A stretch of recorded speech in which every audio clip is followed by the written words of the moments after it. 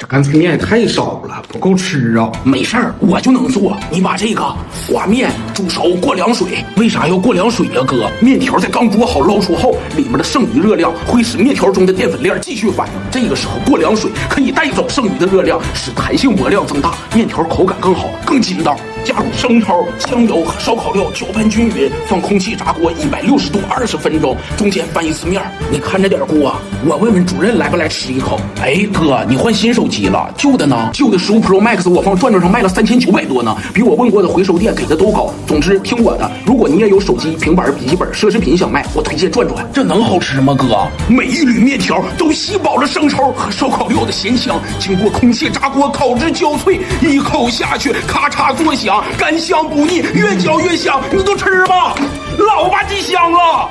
哥，叔求你了，别做了，要不我进完货都卖不出去了。